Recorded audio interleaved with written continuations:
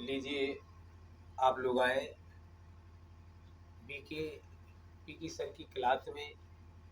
आज हम आपको फिर जो है कक्षा 10वीं के 2026 में जो आपके नंबर 2 पर आने वाले जो पद हैं, जो मोस्ट ही बहुत वेरी मोस्ट इम्पॉर्टेंट है, आज हम उनको लेकर के चल रहे हैं, जिनमें से हमने आपको कल अभी आप लोगों को बताया था कि सखी की मुरली लीजिए चोर सूरदास के पदों से।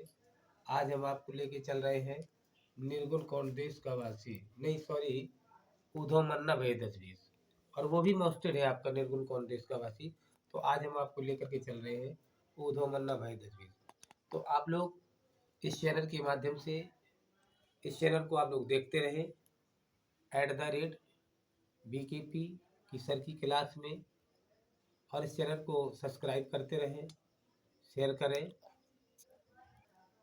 बड़ा आनंद प्राप्त होगा प्रिय छात्रों आप लोगों को। तो हम आपको लोगों को लेकर के चल रहे हैं। वैसे आज जो हम आप लोगों को बताने जा रहे हैं कि ऊधो मन्ना भय 10-20, एक हतो सो गौ श्याम संग को अवराधे ईश। इस पद की जो हम आपको यहाँ पर जो इसके जो 3 प्रश्न आते हैं, जिसमें से आपका पहला प्रश्न आपका आता है कि उपर्युक्त तो पदांश का संदर्भ बताइए, या ऐसा पूछा जा सकता कि प्रस्तुत पदांश के पाठ व रचयिता का नाम बताइए, या फिर ऐसा पूछा जा सकता है कि प्रस्तुत पदांश के शीर्षक व रचयिता का नाम बताएं। तो इस प्रकार से बताते हैं। और यहाँ पर विरह वेदना का वर्णन किया गया है। तो वैसे भी कहते हैं कि क्या पता कि कब मौत का पैगाम आ जाए, और कब जिंदगी की सुबह और कब शाम आ जाए, और हम भी उन्हीं की तलाश में रहते हैं। गोपिकाएं कहती हैं कि हमारी जिंदगी भी कभी हमारे प्रभु के काम आ जाए। तो इस तरीके से लेकर के चल रहे हैं अब आप लोगों को जो है। तो मैं आप लोगों से यही कह रहा हूँ कि चैनल के माध्यम से आप लोग इस चैनल को आप देखते रहें, इसे लाइक करें, शेयर करें और सब्सक्राइब करें, अधिक से अधिक देखें आप। तो मैं आप लोगों को लेके चल रहा हूँ कक्षा, देखिए मैं आप लोगों को लेके चल रहा हूँ कि ऊधो मन न भय 10-20, एक हतो सो गौ श्याम संग को अवराधे ईश। इंद्री शिथिल भई केशो बिन ज्यों देही बिन शीश। आशा लाग रहत तन श्वासा जीवहि कोट वरीस। तुम तो सखा श्याम सुंदर के सकल जोग की ईश। सूर्य हमारे नंद नंदन बिन और नहीं जगदीश। इस प्रकार से आपका ये जो पद दिया गया है, इस पद में होता यह है कि जिस समय ब्रजपुरी से मथुरा के लिए अक्रूर नाम के दूत जो है, जब भगवान कृष्ण को अपने रथ में बैठा कर के ले गए, तो उस समय उन्होंने ये वादा किया था गोपिकाओं से कि गोपिकाओं से भगवान कृष्ण ने कि अरे गोपिकाओं, मैं आप लोगों से ये वादा कर रहा हूँ कि मैं ज़्यादा दिन नहीं, मैं 15 दिन में वापस आपके पास आ जाऊंगा इसी ब्रजपुरी में।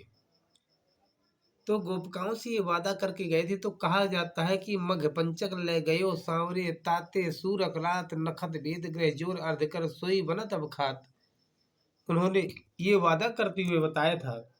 तो गोपिकाएं ऊधो के प्रसंग पर यहाँ कह रही हैं, और ऊधो और भगवान कृष्ण आपस में मथुरा में बैठे हुए वार्तालाप कर रहे थे, और अचानक ही ज्ञानी ऊधो ने अपने ज्ञान की कुदरी को फैलाते हुए भगवान कृष्ण से कहा कि प्रभु, मैं आपके समस्त ब्रजवासी गोपिकाओं और ग्वालों को जो है, मैं अपने ज्ञान से निर्गुण ब्रह्म का उपासक बना दूंगा। तब भगवान कृष्ण ने कहा कि ऊधो जाइए आप, यदि आप अपना ज्ञान दे सकते हैं तो हमारे उन शिष्यों को, उन गोपिकाओं को जाकर के आप दे सकते हैं। तो यहाँ बताते हैं कि जब ऊधो मथुरापुरी से ब्रजमंडल में आए तो गोपिकाओं से मिले, और मिलने के बाद उन्होंने अपनी सारी बात बताई कि हम तो श्याम सुंदर के सखा हैं, मित्र हैं, हमें उन्हीं ने भेजा हुआ है। देखिए हम आपको बताएं, सबसे पहले आप एक हेडिंग डालेंगे यहाँ पर। उस हेडिंग है, पहले आप क्या डाल देंगे यहाँ पर, संकेत। तो ऊधो मन न भय तजवीज भी लिख सकते हैं आप, और खाली आप यदि शॉर्ट में लिखना चाहते हैं तो ऊधो मन।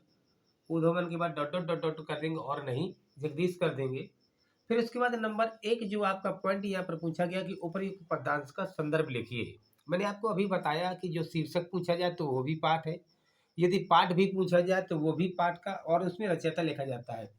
तो कहते कि यहाँ पर वैसे देखिए, अगर आप मेरे ख्याल से यदि मैं आप लोगों को जो संदर्भ बताऊं, यदि आप उस संदर्भ को यदि आप कर सकते हैं तो आप वैसा कर लें, नहीं तो एक छोटा सा साधारण रूप में संदर्भ आपका यही है कि प्रस्तुत पदांश हमारी पाठ्य पुस्तक हिंदी के पदखंड के सूरदास के पदों से यह पद अवतरित है, इसके रचयिता श्री सूरदास जी हैं। इस तरीके से आप लिख सकते हैं।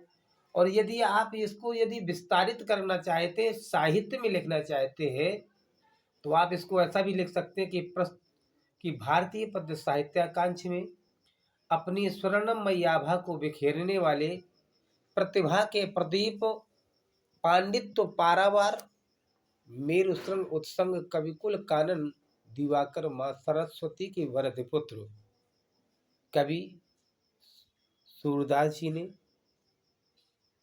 इस पद में अपने श्रृंगार का और वियोग का यहाँ पर वर्णन किया हुआ है। यह पद सूरदास के पदों से अवतरित है। इस पद के रचयिता श्री सूरदास जी हैं। इस तरीके से आप इसको कर सकते हैं। काव्य कृत्य के अंतर्गत यहाँ लिख सकते हैं कि सुललित सुगठित सुसंगठित नामक पंक्तियों में उन्होंने अपनी अलौकिक छटाओं को यहाँ पर बिखेरा हुआ है। तो यहाँ हम बता सकते हैं इस तरीके। इसके बाद हम आप प्रसंग लिखेंगे। देखिए, जबकि वहाँ पर ये चीज़ सब पूछी नहीं गई है, लेकिन अगर आप वास्तव में यदि इस तरीके से आप करना चाहते हैं तो एग्जामिनर जो आपका कॉपी जांचने वाला होगा तो वो आपके पूरे 6 नंबर के 6 नंबर पूरे के पूरे सटीक करके देगा आपको।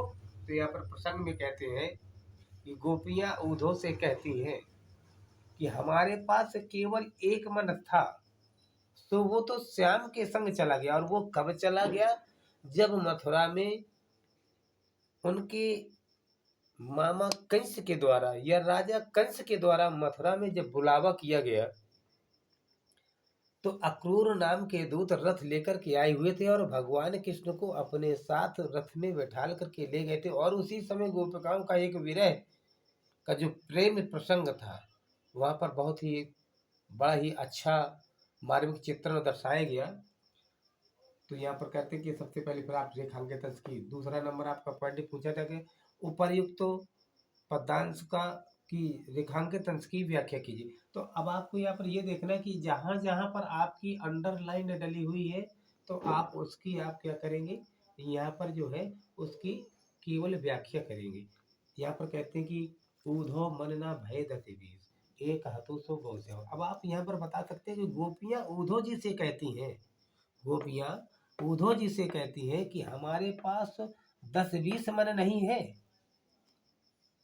कि जो हम अलग अलग ईश्वर की भक्ति में अपना मन लगा सके, क्योंकि हमारे पास तो मन केवल एक था, तो श्याम के साथ चला गया है।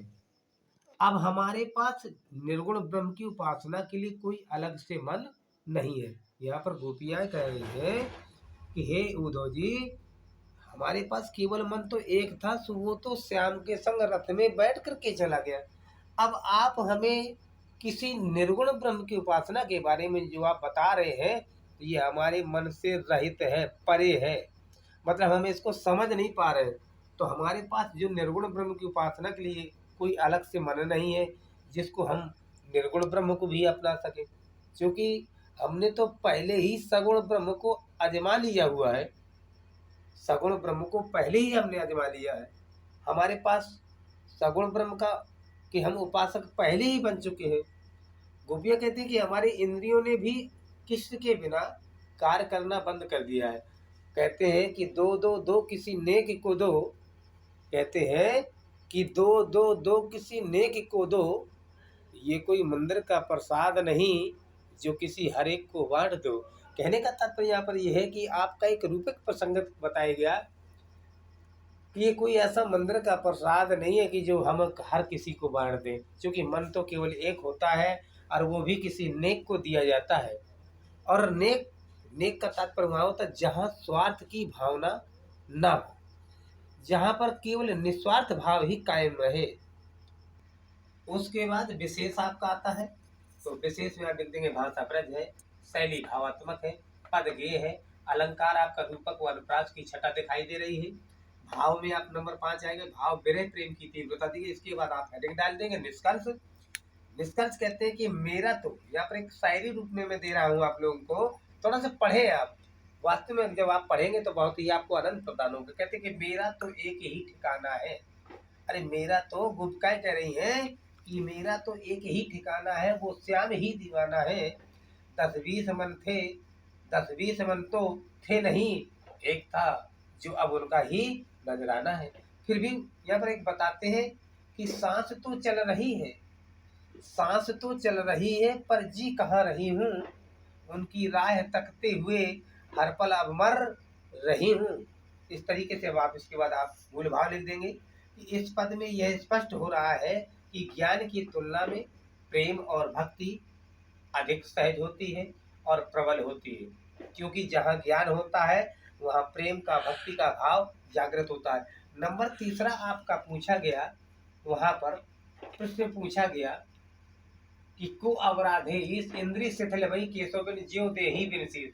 इसका भावार्थ क्या है, या वहां पर आपको अलग से कोई प्रश्न और भी पूछा जा सकता है। तो इंद्रिय शिथिल भई केशव बिन ज्यों देहि बिन शीर, कहने का तात्पर्य यहाँ पर ये है कि इंद्रियां, गोपिकाओं की इंद्रियों ने कार्य करना बंद कर दिया। किसके बिना? केशव के बिना कार्य करना बंद कर दिया।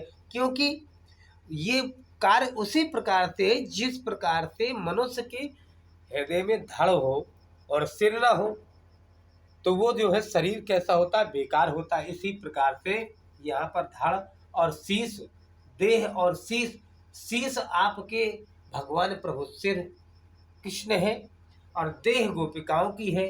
तो ये भाव यहाँ पर जो जागृत हो रहा, मूल भाव में इस पद में यह स्पष्ट हो रहा है कि ज्ञान की तुलना प्रेम और भक्ति से अधिक सहज और प्रबल है। नंबर तीसरे का जो आपका भावार्थ होगा कि उद्धव इंद्रिय से थलवई केशव जीवन देही भी, मतलब गोपियों का मन केवल कृष्ण में रमण करता है, किसी निर्गुण ईश्वर में नहीं, क्योंकि ज्ञान और भक्ति में हमेशा विजय प्राप्त होती है। मतलब जहाँ पर ज्ञान होता है तो ज्ञान से भक्ति में विजय को प्राप्त किया जा सकता है। तो लीजिए, इसी प्रकार से आप इस चैनल में आप हमेशा बने रहें, इसको आप देखते रहें और इस चैनल को आप सब्सक्राइब, अब आप इस चैनल में आप जो है इस चैनल को आप शेयर करें, सब्सक्राइब करें और लाइक करें और इस चैनल को आप हमेशा देखते रहें। और मैं आप लोगों से यही कहना चाहता हूँ कि आप हमारे चैनल में आकर के आते हुए इसको जो है कमेंट करें। आप जितना कमेंट करेंगे हम आपको उतना ही इस तरीके का आपको प्रसंग यहाँ पर देते रहेंगे। और ये हम आपसे वादा करते हैं कि आप लोग यूपी बोर्ड में, मैं गारंटी के तहत कह रहा हूँ कि आप यूपी बोर्ड में सन 2026 में आप देख लीजिएगा कि मैं आपको केवल 10 पद दूंगा और 10 पद में आपको एक पद मिल जाएगा। अगर ना मिले तो बताइएगा, हम ये वादा करते हैं आप लोगों से। इसलिए जिसको भी इसको कायदे से साफ सुथरा नोट करना है तो मैं कैमरे को जो है आपको जो है बिल्कुल फेस के तहत ला रहा हूँ।